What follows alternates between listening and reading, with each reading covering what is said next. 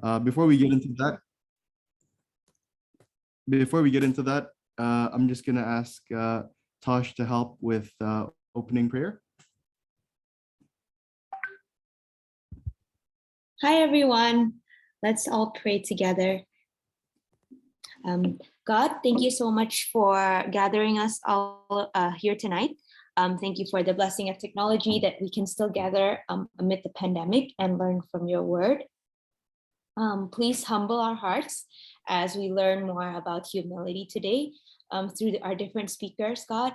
I know we have a lot of great speakers who's put a lot of time to prepare for this lesson. So I pray that you can speak through them. Please continue to keep everyone safe and healthy amid this pandemic, and help us to continue to trust and seek you. It's in Jesus' name we pray. Amen. Amen. Thank you, Tosh. Thank you, Tosh. Okay, so guys, before we get into it, we're gonna start with some Menti questions, and I'm gonna ask for Alicia's help. We're gonna send the link in the chat as well, so we don't have to type the numbers. But yeah, so I think Alicia, can you help with your screen?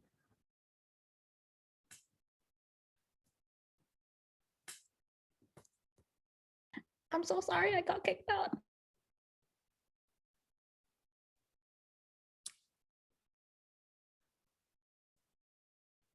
Alicia, wait, kenapa Alicia got kicked out? Right.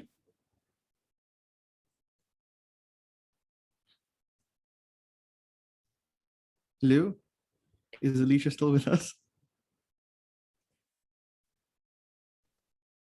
Alicia. Oh I'm no. No worries, guys. All right, just bear with us for a minute. I think we're having a little bit of It's just a little bit of technical problems.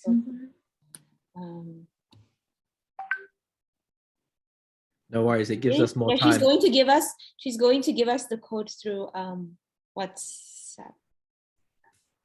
Oh no. Can we use that code on the top of the screen? Yeah, you can. You can also use that code if you want. Push one on the chat. You just send it on the chat. This one. Got it. So ini kita, we have two questions. This is the first question, guys, and ini bentuknya word cloud. So maybe just give like a 1 or 2 worded answer. Oh, I think Alicia's internet's still a little bit laggy. Yeah. I'm so sorry, guys. We're so sorry. Yeah. Mohon Well, dimaklumi gives us lagi a musim little hujan, time guys. to fellowship. Okay, she said. Okay, we'll give it a couple minutes. Did you get the Menti number, the 51801047? Were you able to key that number into Menti? Yeah, that worked just now for me. Okay, I think we're just waiting for the.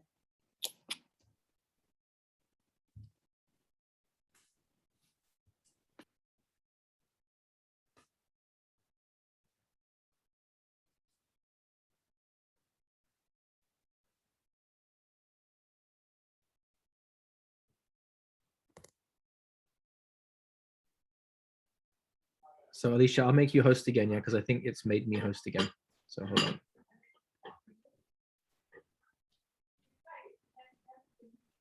All right, Alicia can reshare screen. We can see the results of that question.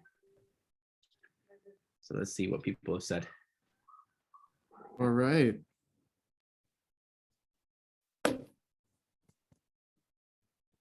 Oh, wow.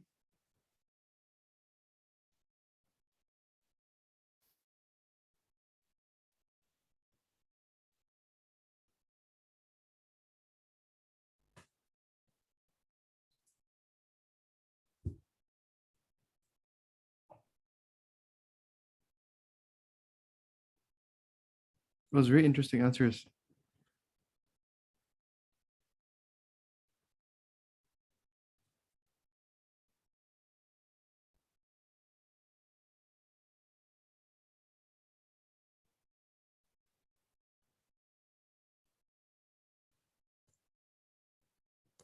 Someone answer humility as sad. I think we'll give it a couple more, Interesting, guys. more Very minutes. interesting. We'll give it another minute or so, yeah. But so far, selfless is the biggest one, yeah.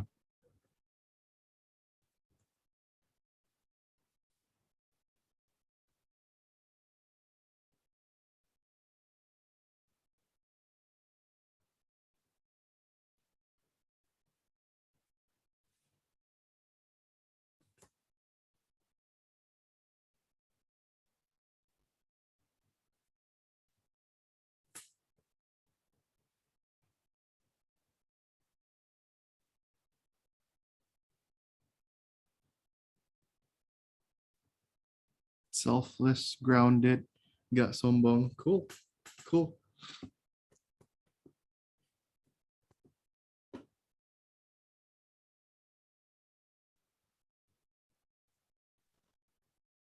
All right, guys, I think we're gonna move on to our second question, yeah.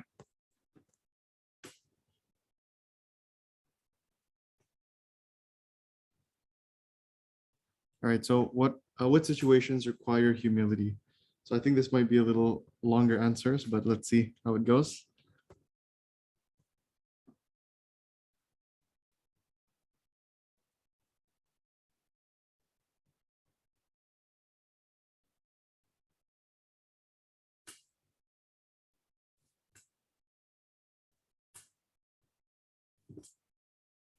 All situations. That's a good answer. Good one.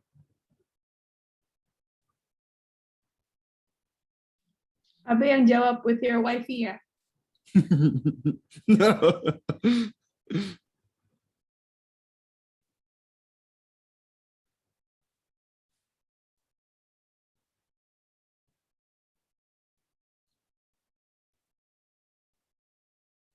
Work and parents. Okay, all Wow. situations. Arguments, parents.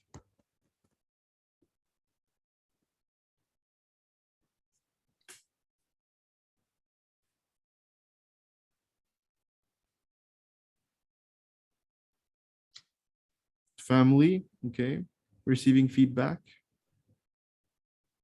Someone got real specific, yeah, with dealing with an Anto. Even calling out the name. Waduh.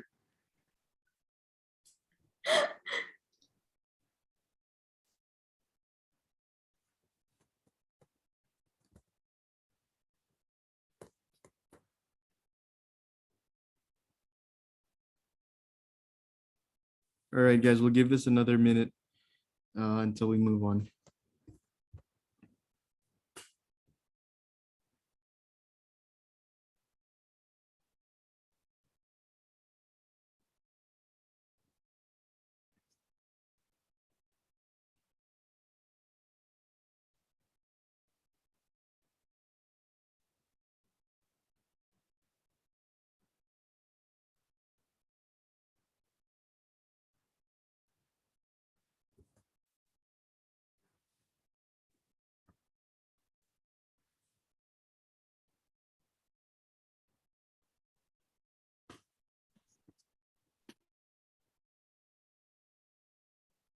Well, a lot of different ones, yeah. Well, we've got work, family.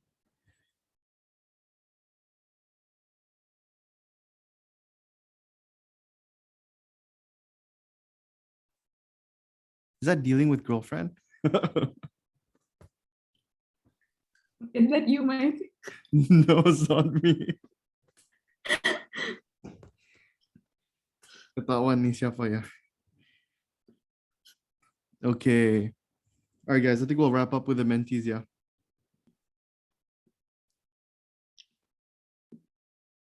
All right.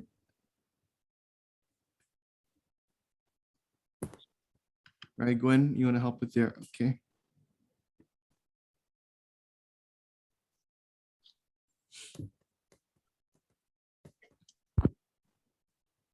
All right, guys, so moving forward, we're going to get into our sharing.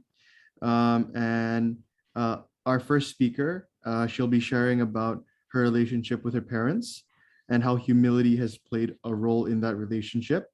Let me introduce Gwen to the stage. Hello, everyone. Thank you, Michael. We really love your answers, guys, especially all the suspicious answers. Yeah, so I'm just gonna start up my sharing. I want to share about my reflection. Hopefully, those that wrote down arguments, family, all that, taking criticism can relate. Yeah, and those who are defensive and rebellious in nature can also relate to this. So, yeah, before learning about humility, I used to be self-righteous to my parents. I can have thoughts like, oh, my parents should be grateful to have a kid like me. I'm self-aware. I'm not spoiled. I don't do drugs. I'm a good kid. And the list goes on. And this self-justification comes with me in arguments juga, being defensive to their opinions, wanting to talk back to prove that I know what I'm doing. An example of this is when I wanted to start Seven Kombucha. Oh, it's my own business, guys. And I asked my parents for advice, and they said, it's not a good idea. Just no. Imagine my reaction. I got so defensive and responded with, why aren't you being supportive? Don't you believe I can do this? Can't you see I'm a responsible person? And then obviously we got into a fight. And I've always wondered why I always fight with my parents. I prayed so that they can change.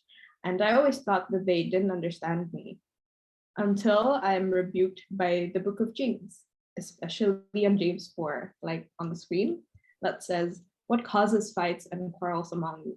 Don't they come from your desires that battle within you? You desire, but do not have, so you kill. You covet, but you cannot get what you want. So you quarrel and fight. You do not have because you do not ask God. When you ask, you do not receive because you ask with wrong motives, that you may spend what you get on your pleasures. This really opened my eyes. It's like God knows what my thoughts are. It says here that my desires battle within me. When I read this, I did not want to admit or acknowledge that my ego and pride was the reason I become defensive.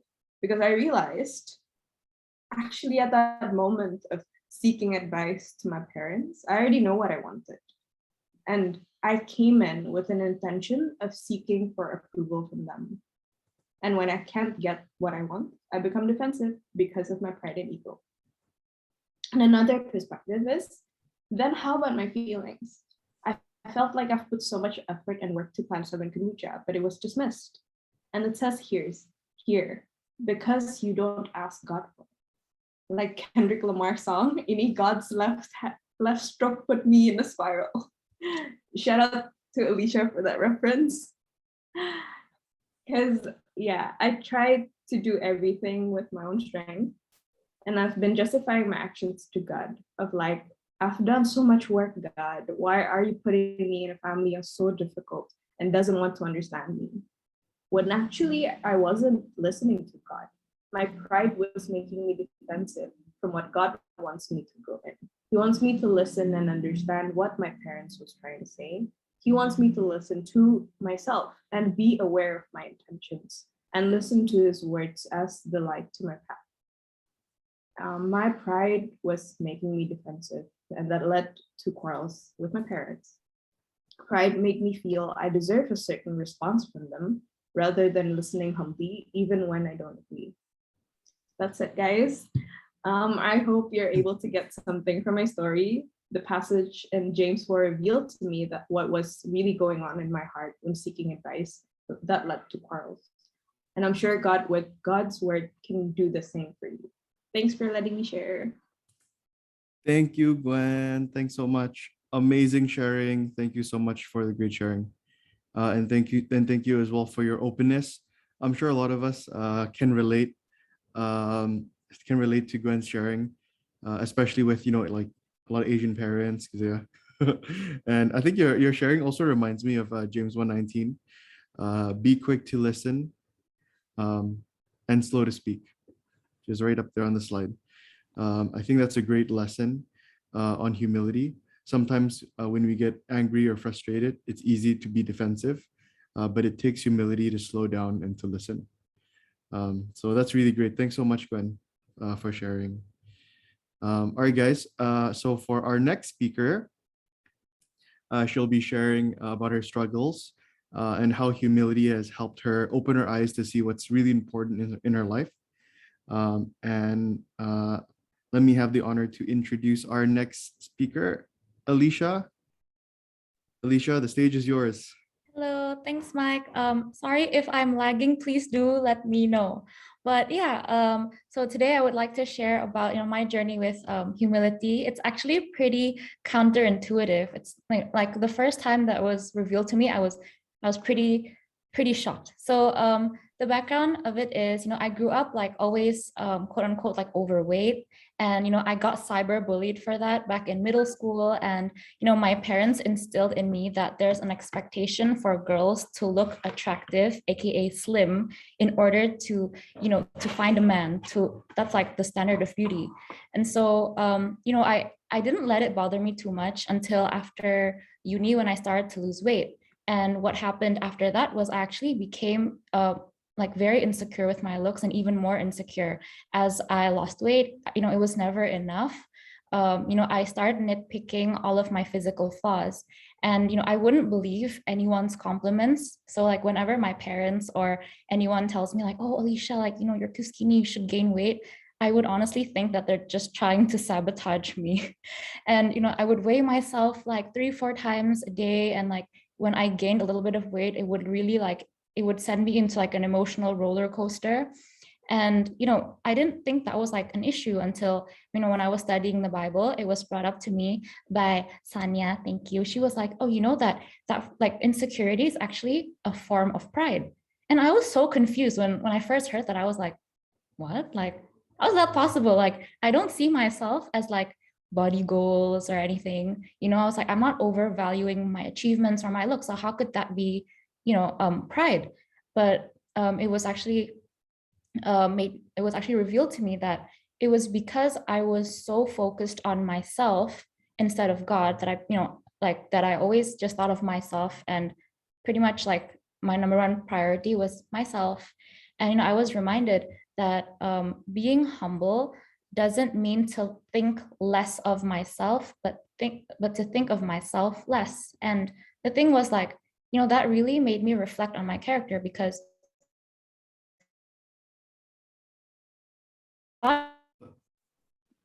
Alicia, a bit lagging, Alicia. I thought, wait, Maybe Alicia can turn off your video. is it? Would that be helpful?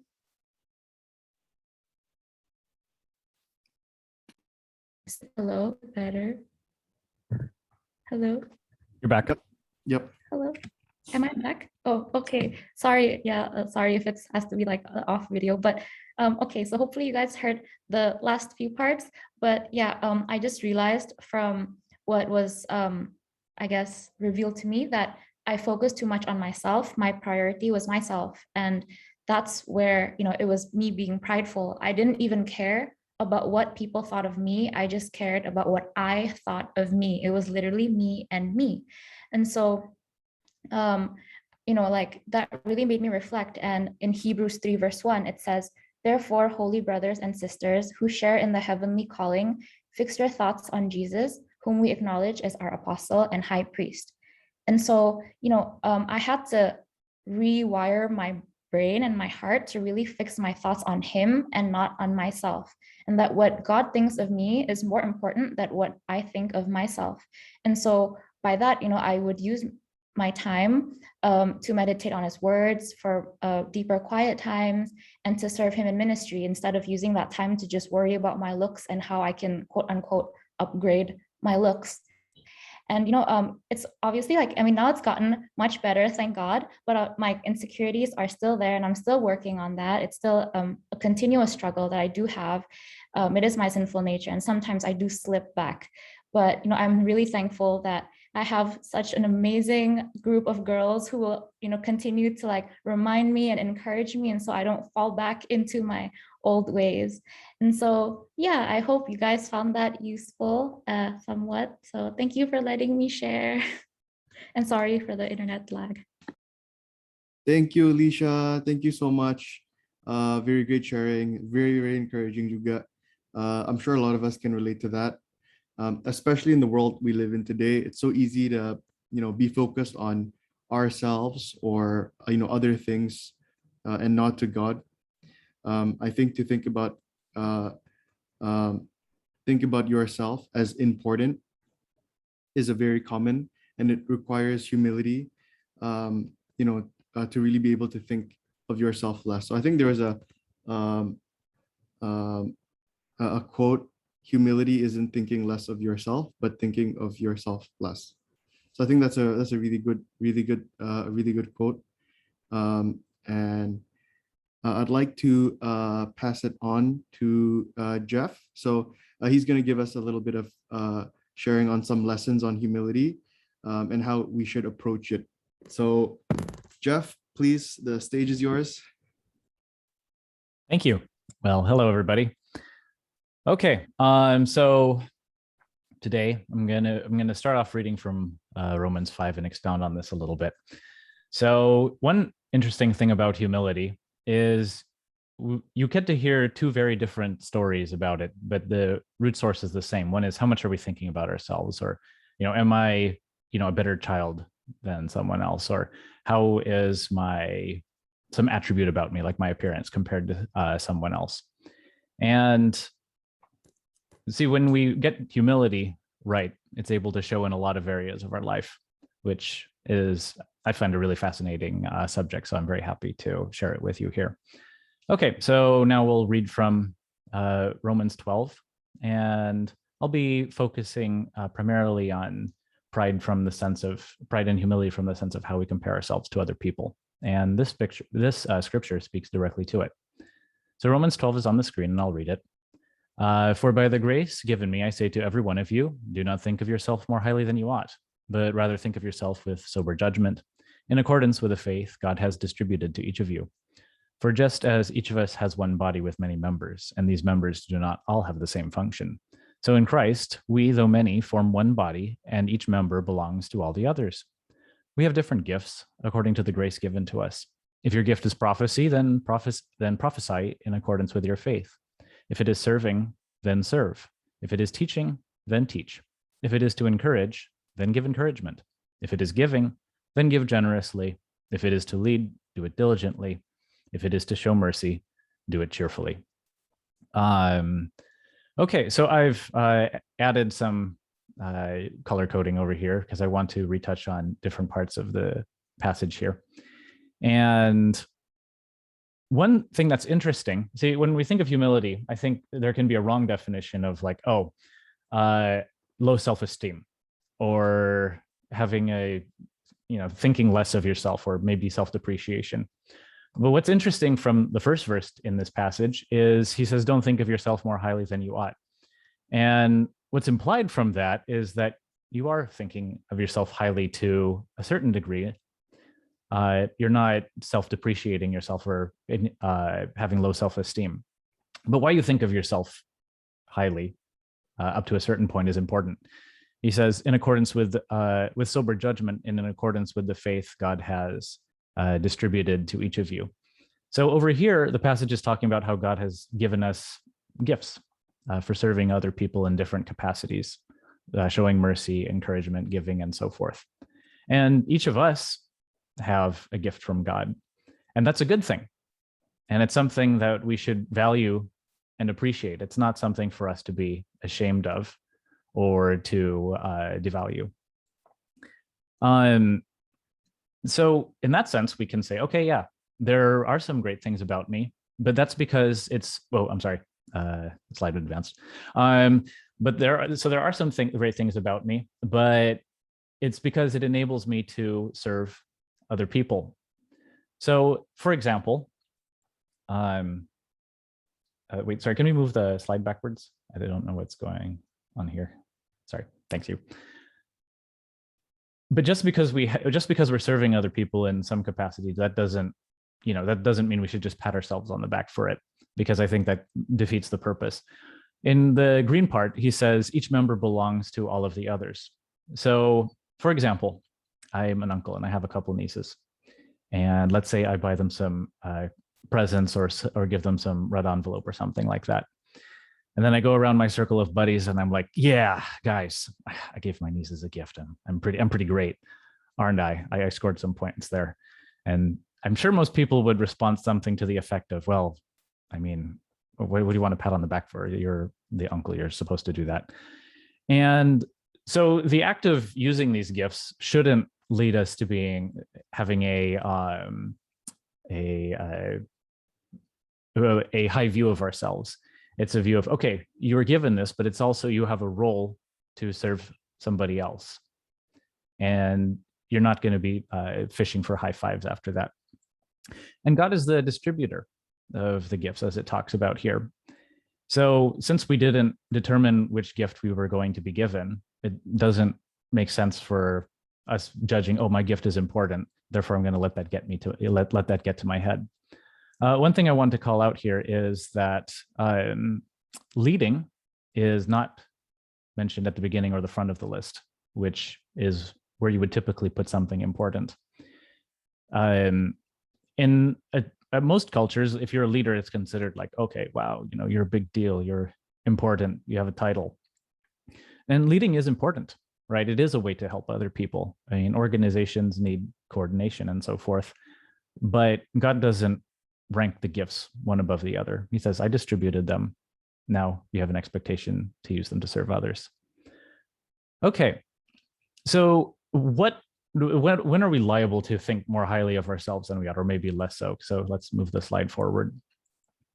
Let me tie this back to humility really quickly. So there were already some really good definitions in Menti about humility, so I don't want to belabor this point. But just for the sake of clarity, so I can move on to the next section, I'm going to use this. Pride is a feeling that you are more important or better than other people. And arrogance is having a feeling of superiority that shows itself in an overbearing attitude. And freedom is the absence of those two things. Now, one thing that's important here is humility or pride are oftentimes can be just a feeling, right? Oh, I think I'm better or more important than other people. And just because you're hiding it and you think other people don't see it doesn't mean it isn't there, because God certainly sees it, right? And if we're going to follow God's word, where it's very clear that we need to be humble and avoid pride, then that's the feeling of superiority that we need to be on guard against. But what leads us to this feeling of superiority? Well, normally, if you're comparing something and saying, oh, this thing is better than another, you might say, oh, this car is better than another one because the engine is more powerful or because the interior is more comfortable. Of course, we don't compare ourselves in that manner, but we definitely have a lot of ways that we compare ourselves to others. Gwen and Alicia shared some really awesome examples. And on the next slide, I'm going to share a very long list of different ways that I've been guilty of, or I've seen people be guilty of how we can compare ourselves to other people. So yeah, can we advance it? Yeah. Okay, so I'm not going to read a wall of text to you, but I'm just going to leave this here and you can chuckle at it.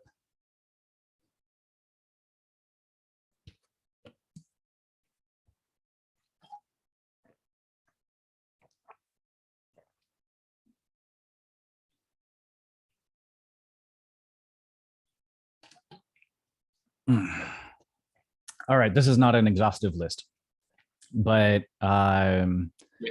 hopefully you guys got a chuckle out of this. Let's move on to the next slide. How valuable my NFT? Josh, this one is for you. How valuable is my NFT? Yeah. All right, that's been a meme going around. So, all right. Okay, next slide, please. So I'm going to just joke around a little bit and call them KPIs. For the business world, they're key performance indicators, but I'm just going to call them key pride indicators for now. So when our value is hinging on things like this, it's very hard to not jump to the conclusion that, oh, we're better than someone else or we're worse than someone else. So I think it's very illustrative of how Gwen was sharing, okay, maybe I've in the past felt that I'm a better daughter than other people. Or Alicia felt, oh, I feel like I don't live up to a certain standard compared to other people. But you can see when your self-worth is hinged upon these KPIs, then that's the natural conclusion. And we're only a step away from the feeling of superiority. I mean, if you value people based off of, and value people and yourself based off of things like this, it's very logical to think, oh, I have more of this than somebody else. And you're just one very short step away from the feeling of pride. Okay, next slide, please. Let me try to make this a little less abstract and more real. So in the industry I come from in software, the company is broken up into different departments typically. Oh, there's someone who's responsible for designing the application, and the developers are responsible for implementing the application. The managers coordinate all of the schedule, and the sales team tries to get customers onboarded or advertisers onboarded with the platform. And if people look at it through a worldly sense, it's very natural. I've oftentimes seen myself and other people fall into the sense like, oh, my role is important. I'm the salesperson. I bring in the revenue. The revenue is the lifeblood of the company. So I'm important. I'm more important than you. Developers, we could outsource you to another country. You know that. And then the developers are thinking like, okay, well, what do you guys do? You just sit in meetings. We're actually building the product. We're better than you. And then the list goes on and on.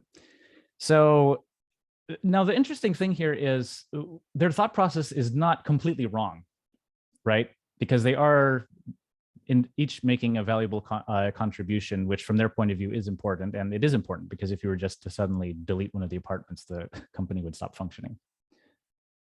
But on the other hand, I don't think that the biblical approach is, oh, my job could be outsourced. I'm not that important. Or, they could just hire another salesperson. I'm not that important. Really, when God talks about in Romans 12, how we need to think of ourselves not more highly than we ought, is I'm really glad that I can serve the company in the role as a salesperson. And I appreciate the fact that I can be a blessing to the company in this way. And the developer may be thinking, okay, I'm very happy that I'm able to provide a very fast application that doesn't crash. And that brings us, or at least that keeps the 1-star reviews out of the App Store. Now, you can see here that people still appreciate their gifts, right? In the second situation, in both situations, they appreciated their gifts. But in the second one, it's because they had an understanding that they belonged to all of the other people. And that prevented them from comparing themselves because they knew that they belonged. And I think that's a much more healthy mindset. Now, I used an example of a secular company. So I encourage you on your own time to think about how this applies to you spiritually. Okay, let's go to the last slide now.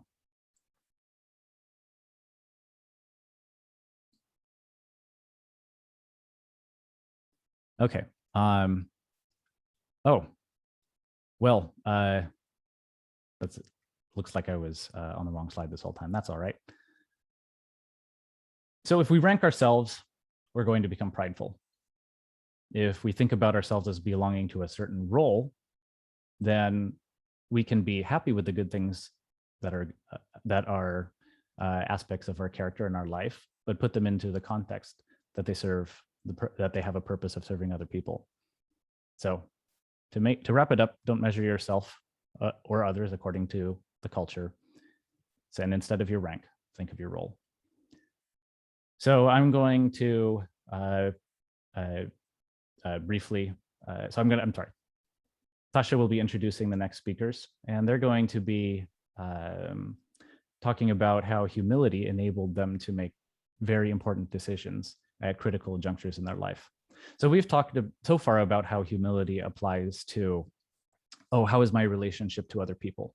And that's very important. Yet another dimension is with humility that helps you overcome ego. And ego can oftentimes be your worst enemy when you have a very important and life-changing decision to make.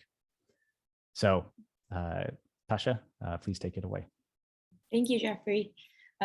What a great message. And today we are so blessed to have Kak Gino and Kak Chacha here with us tonight to share what they have learned about humility. Kak Gino is a venture capitalist entrepreneur, and Kak Chacha is a self-made businesswoman in the passeteer industry. Kak Gino came from a very different background and religion, but he recently found himself home in Jesus. On the other hand, Kak Chacha came from a very religious background, so it'll definitely be interesting to hear their story later. They are parents of 3 boys, and they have a very fun and young spirit. And I personally really enjoyed getting to know them and seeing how humble they are. You know, even though they are, they're older than us, they every time they come into our meeting preparation for this talk, they'll be like, oh, we learned so much from you guys. So we're excited to hear about your testimony. Kak Gino and Kak Chacha, please take it away. Thank you, Tasha. What a sweet welcome. I'm so glad that we are here tonight. And hi to everyone. So now that you already know our name, I'm going to share just a bit of our background so you will have a clear picture of our personality. So Gino comes from a mixed belief family and very money-oriented. Not so united parents. Don't ask me now because it's a long story.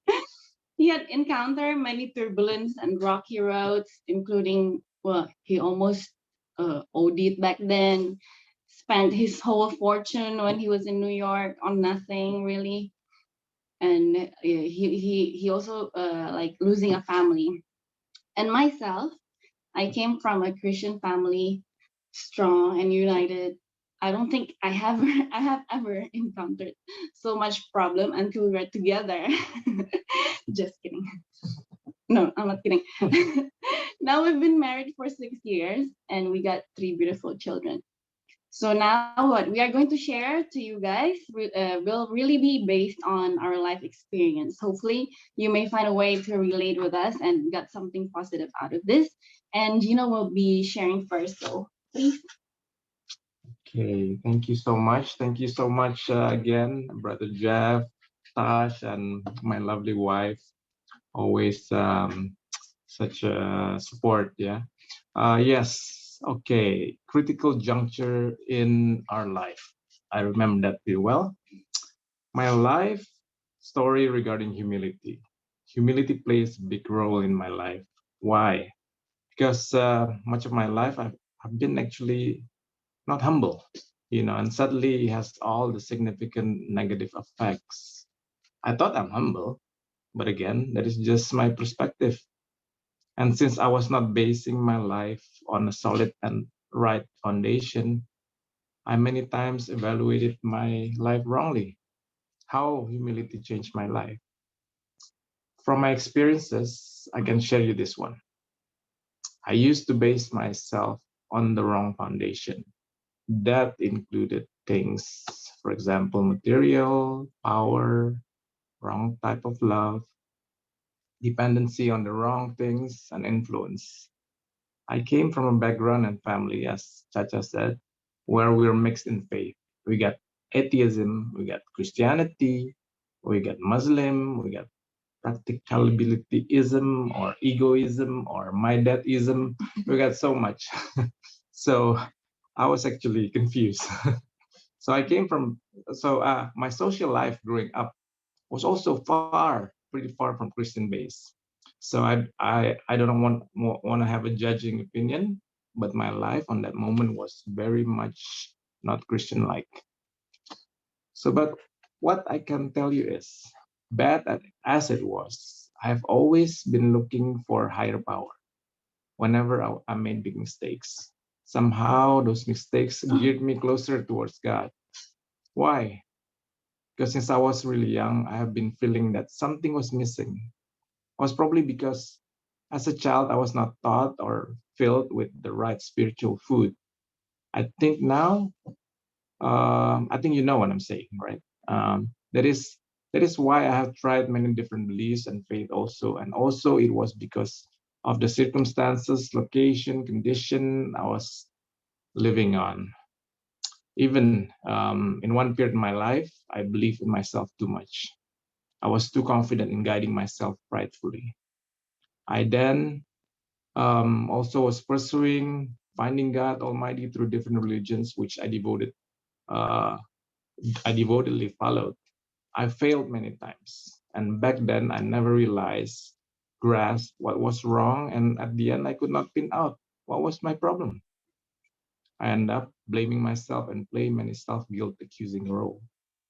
And then many times at the end of each of my guilt cycle of my life, wreck myself up by doing many things that damage myself. Until one day, I was guided to drop everything, and humility moment came. Um, it began by me losing it all. My life, including my family, my good amount of wealth, my career, my ambition, my good work that I have been building, my motivation, my peace, my close friends, and more, almost zero. So as usual, whenever I encounter problem, I fight them. I fight them out since my belief has been, you know, has been never give up, keep fighting. But that time, fighting it make the matter even worse. Many important aspects of my life were even get more lost. After some times of being in the lost or in the dark, then only humility that initially saved me. It began after I encountered Jesus, as seeing him in a vision as a person I need to follow. Again, without humility, I never would want to change how I've been dealing with life. With humility, I then progressively drop and surrender all my worldly things that has suffocated me. I pray to God, surrendering all to Him, my life, and all the things that I think I have. It goes simply something like this: God, please guide me. I will try my best to follow you. What do you want me to do? I would follow your guidance. My heart pushed me to believe that this is the right thing and this could happen because I became more humble. Sufferings pushed me in a corner in which place I could not move, and only humbleness is the only option.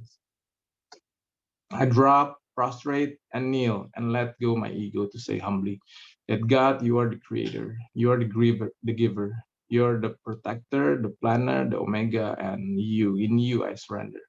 From then on, things were clearly improving my condition. With humility, I reflect on myself, finding any of my wrongdoings and accept my weaknesses and finding a way to be accountable for them.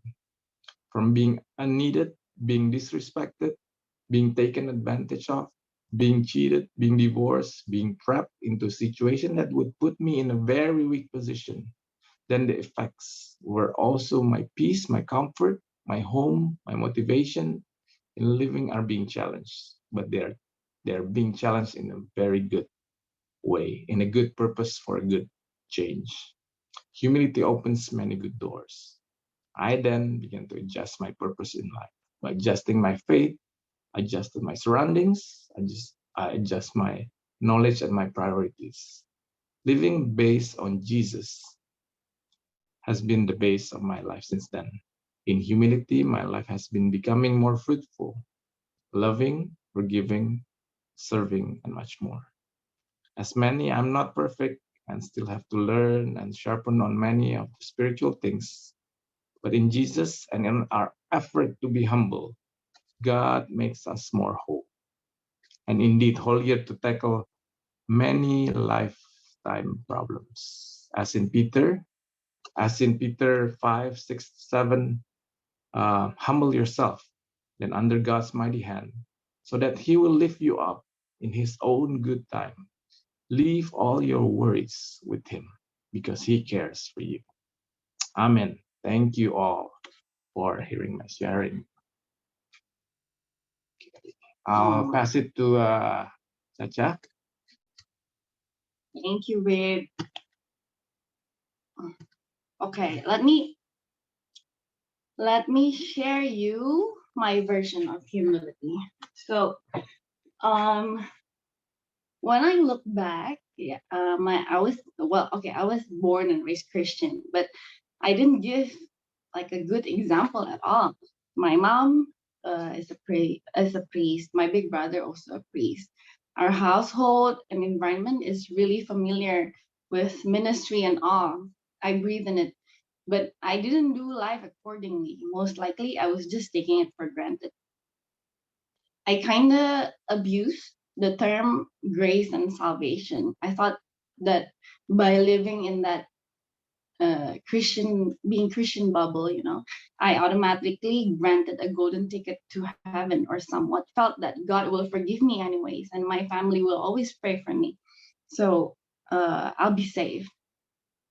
How did I get that understanding?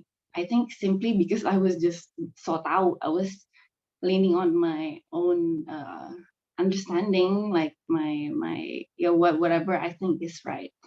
So I remember that I was living out of my flesh, all about me, myself, and I, my pleasure, my wants, my needs, but never really about others.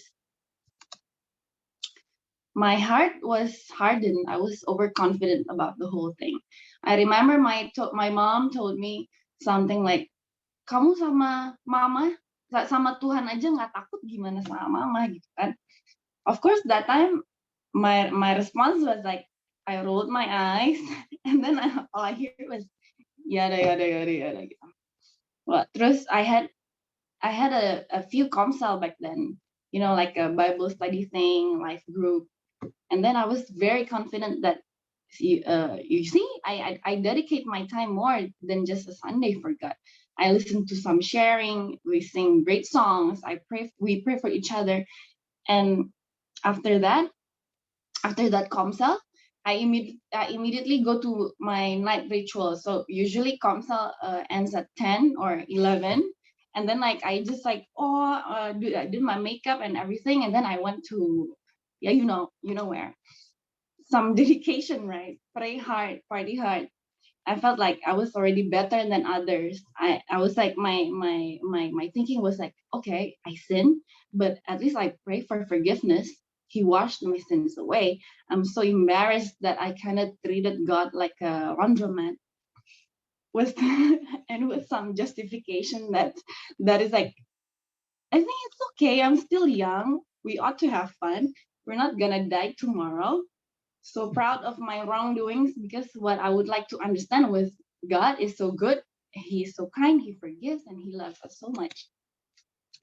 And then I met Gino at a very hopeless place, which is, and then we met at a bar. Long story short, we decided to get married, but there's a problem, right? We have different faith.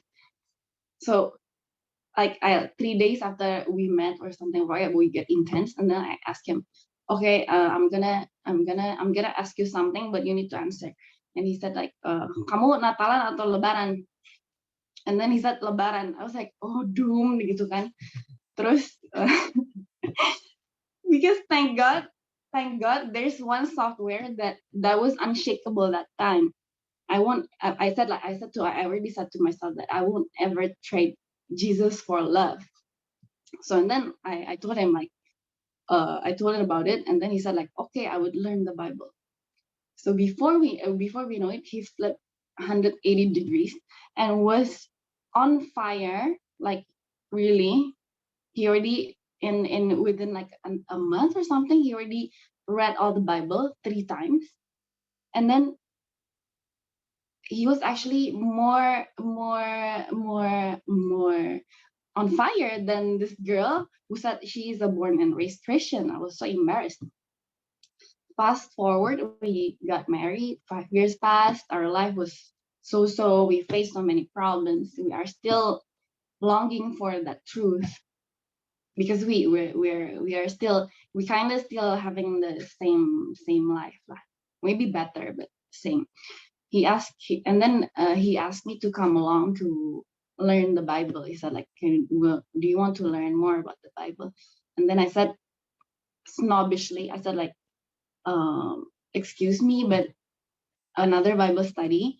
I've been doing that my whole life from group to groups. But anyways, I came, and then first meeting, I think I nailed it. I still can answer many questions. And then they were like, "Oh, you're good, you're good." Like, "Oh, yeah, you're okay." And then like next meeting, and then I began to I couldn't answer a lot of questions, and I was like,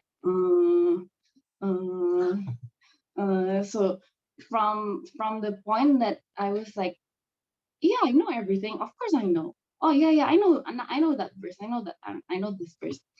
And as it gets more intimate questions, and then I couldn't answer. So I started to be really embarrassed because apparently I know nothing.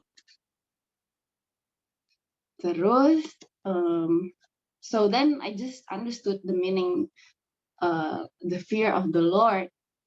As my mom back then, she said, what's the relation with kayak kamu nggak takut Tuhan gitu.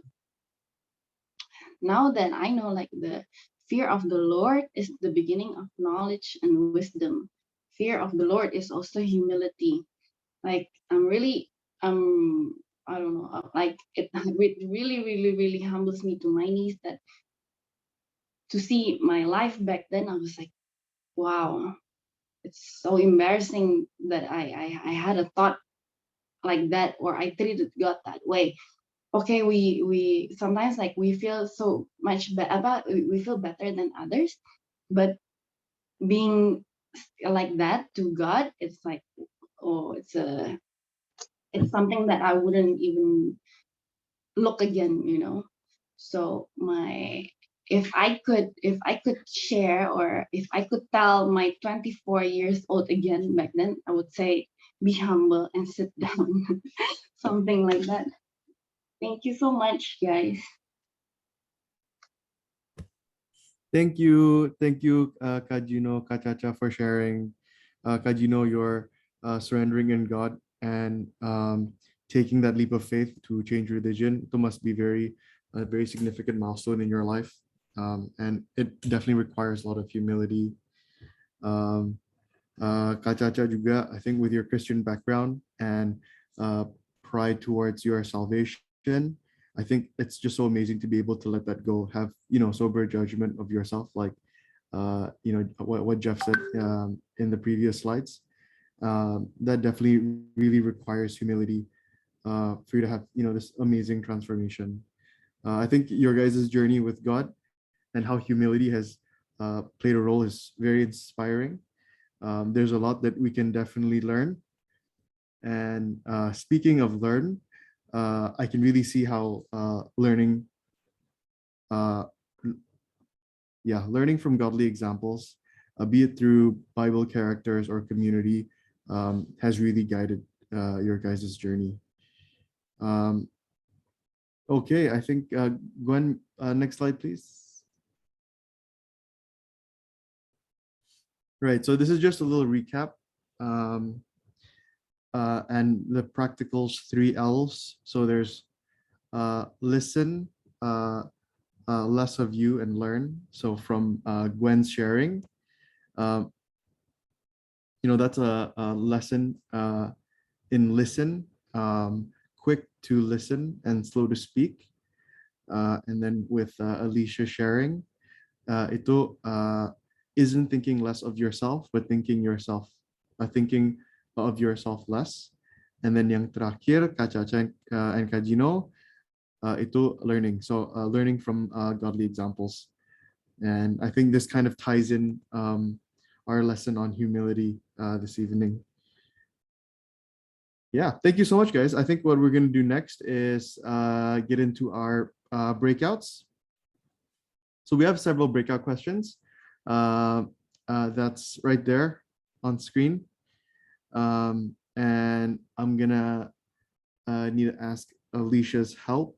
She's helping out arranging the breakouts. And then we'll have breakouts for 10 minutes, 10-ish minutes or so. and then we'll come back to the main group.